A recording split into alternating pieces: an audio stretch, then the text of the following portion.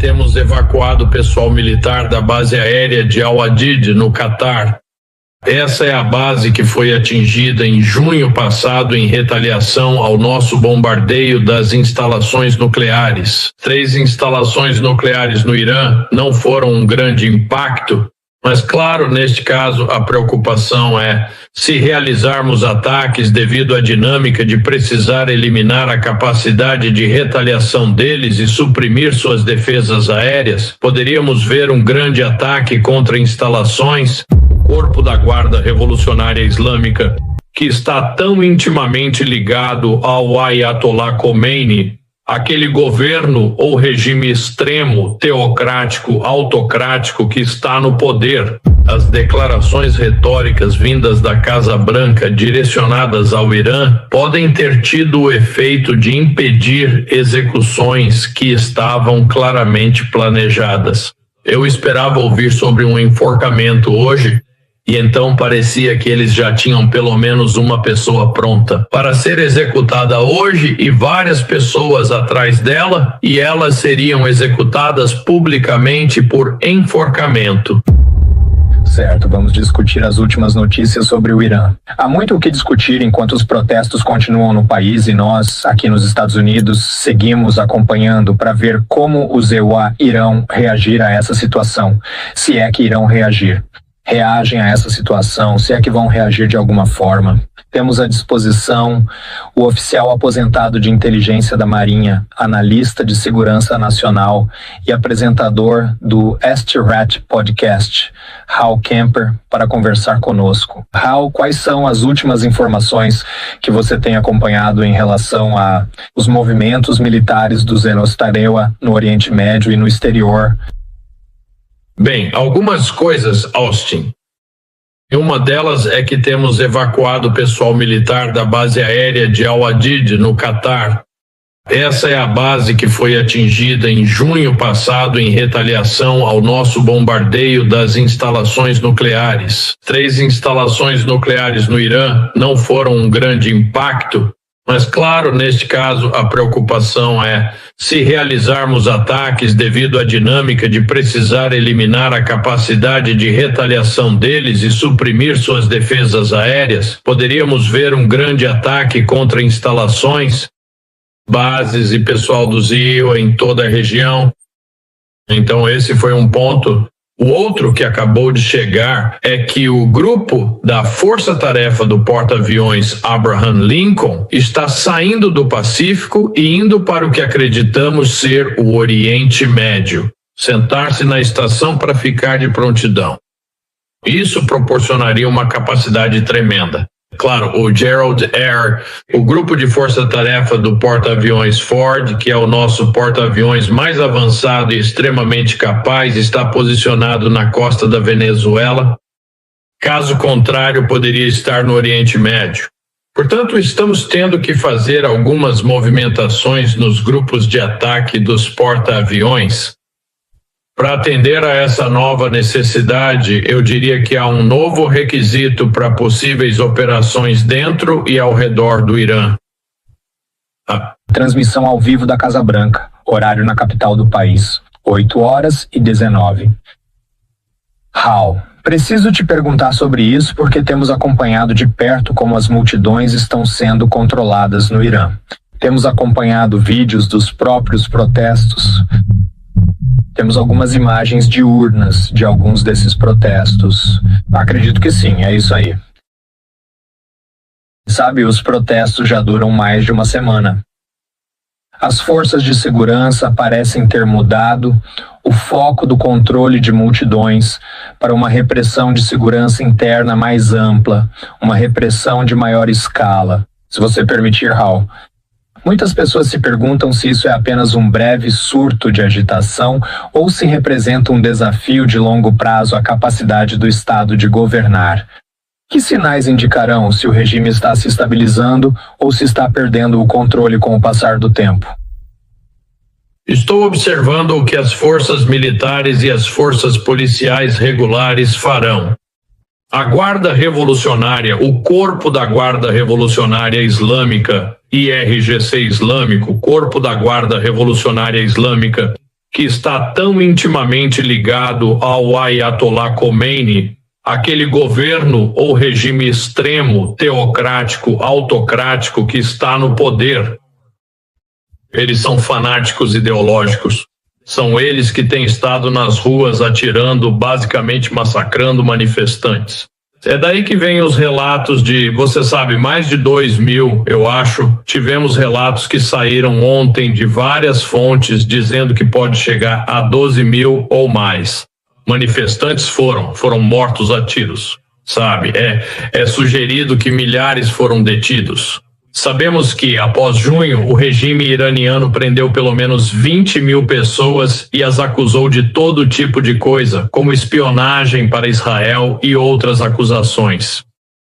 Mas parece, pelo menos nesta tarde, que eles podem estar se afastando de alguns desses ataques letais contra manifestantes, pelo menos de acordo com o presidente Trump. Ele disse, eles vão parar de matar manifestantes, não vão seguir adiante com algumas execuções públicas planejadas, enforcamentos públicos. Então, talvez estejamos vendo uma mudança, mas estou de olho naquele exército regular.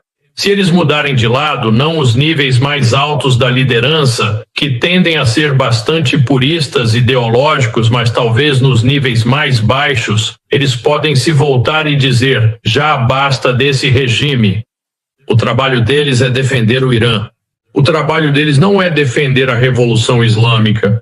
E, em muitos casos, são seus familiares, seus amigos, seus irmãos e irmãs que estão lá fora sendo basicamente abatidos pela guarda revolucionária. É isso que estou observando. Isso vai me dizer se essa situação está tomando um rumo diferente. Eu não sei por quanto tempo os protestos vão durar. Eles não podem durar para sempre, mas devo dizer que as condições econômicas que estão impulsionando os protestos não são facilmente resolvidas. Na verdade, nem sei se o regime consegue resolver isso. Então, esses protestos podem durar muito tempo. Tenho aqui na minha frente um trecho do que o Trump disse. Eu vou ler. Ele disse, abre aspas, não há nenhum plano para execuções ou para uma execução. E ele foi informado por uma fonte confiável, e nós descobriremos sobre isso. Bem, ele diz essas coisas, mas ele também tem um pouco de margem de manobra aí. Ele está basicamente observando como isso se desenrola ao longo do tempo, é isso que ele quer dizer.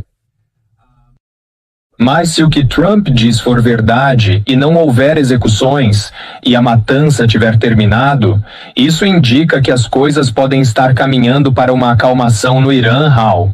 Será que é muito cedo para considerar algo assim?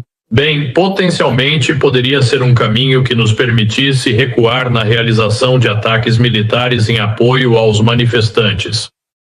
Por outro lado, porém, sem esse martelo que é algo bem draconiano de matar manifestantes, a verdadeira questão é, será que os protestos então vão crescer ainda mais do que eram antes?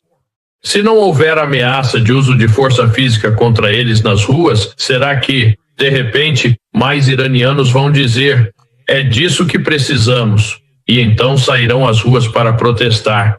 E em algum momento o governo perderá o controle?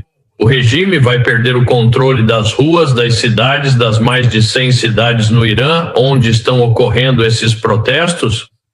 Essa é a pergunta que o regime tem. Haverá pressão dentro do regime para voltar a esse modelo horrível de atirar nos manifestantes para acabar com os protestos. A verdadeira questão é quando membros seniores do regime talvez sejam capturados pelos manifestantes, algo que foi rumor de ter acontecido e nunca foi confirmado, mas na semana passada disseram que talvez o próprio Ayatollah Khomeini tivesse sido capturado, o que nunca foi confirmado. Isso, mas eu preciso dizer, chamou a atenção de todo mundo quando essa notícia saiu, porque é possível que coisas assim aconteçam.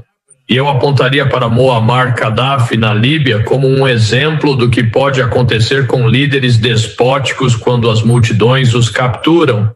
Ou Mussolini, lá na Itália. Essas coisas podem acontecer e quando acontecem, mudam tudo.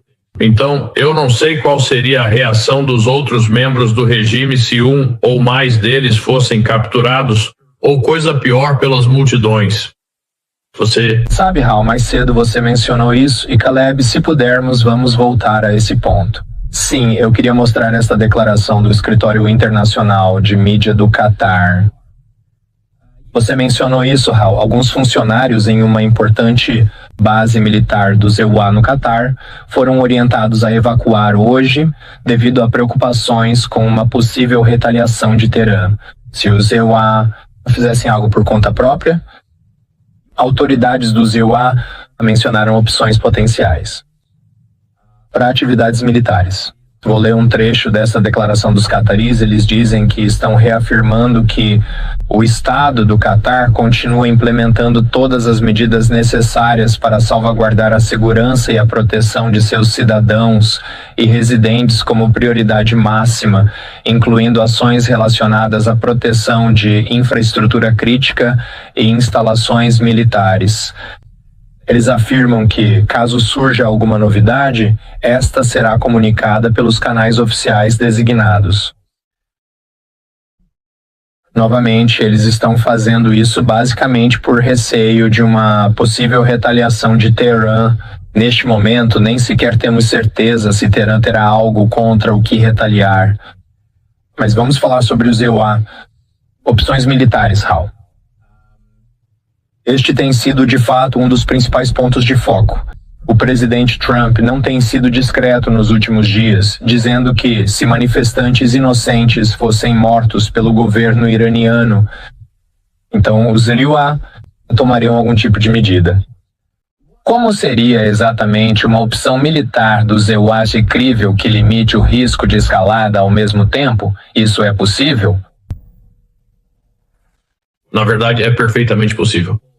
O que se observa é que algumas comunicações ocorrem. É muito interessante. A Arábia Saudita disse publicamente ao Irã que nenhum militar ou ataque dos Cornélio ocorrerá, serão lançados em seu território, não haverá sobrevoo sobre o território saudita, para atacar o Irã e deixar isso muito, muito claro.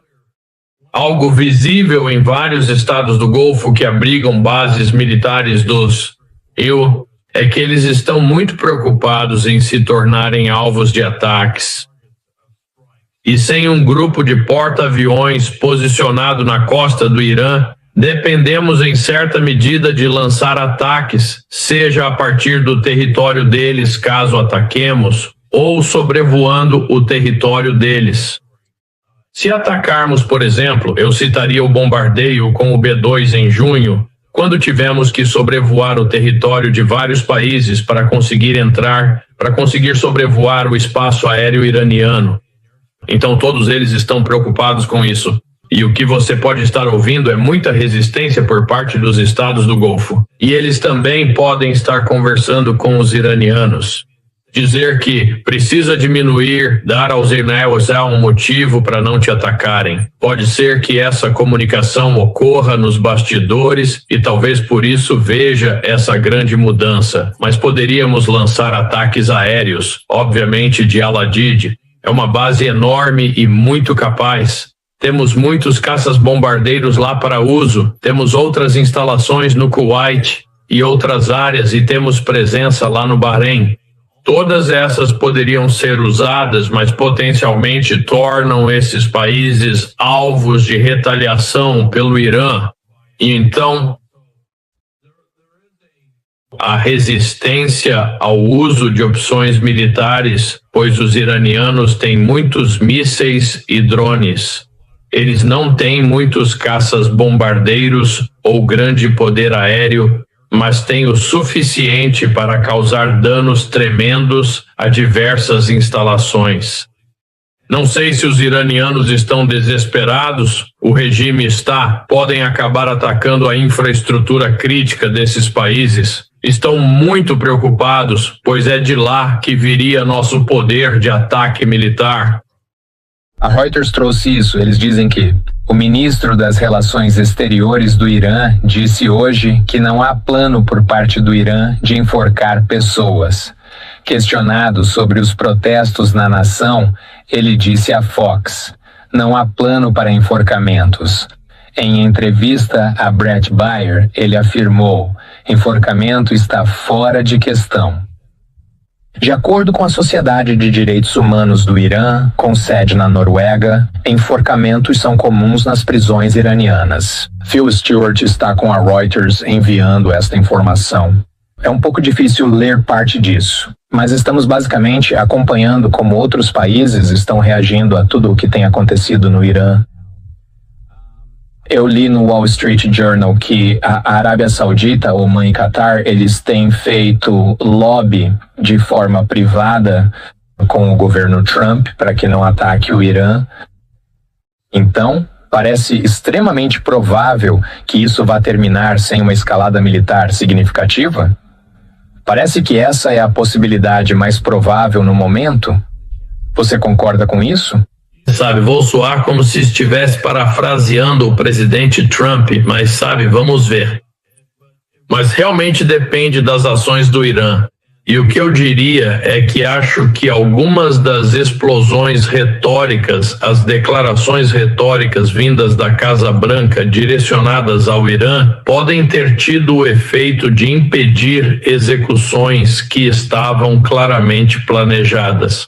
Eu esperava ouvir sobre um enforcamento hoje, e então parecia que eles já tinham pelo menos uma pessoa pronta para ser executada hoje e várias pessoas atrás dela, e elas seriam executadas publicamente por enforcamento. Não é algo discreto, mas algo que todo mundo vai ficar sabendo. E isso parece ter sido adiado, e pode ser, olhando para o que você acabou de ler, que os iranianos claramente recuaram.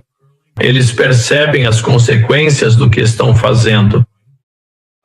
Também pode haver a pressão dos estados do Golfo dizendo para não agirmos, para não os tornarmos alvos, além de muita pressão sobre eles, para o Irã, dizendo: vocês precisam de verdade, precisam encontrar uma forma de amenizar isso.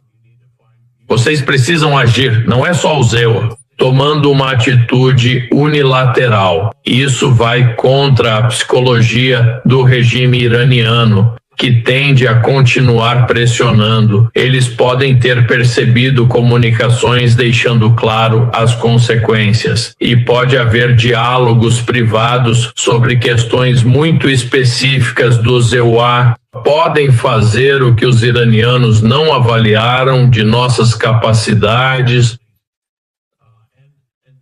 Não surpreenderia se essas capacidades visassem alvos específicos como o Ayatollah Khomeini.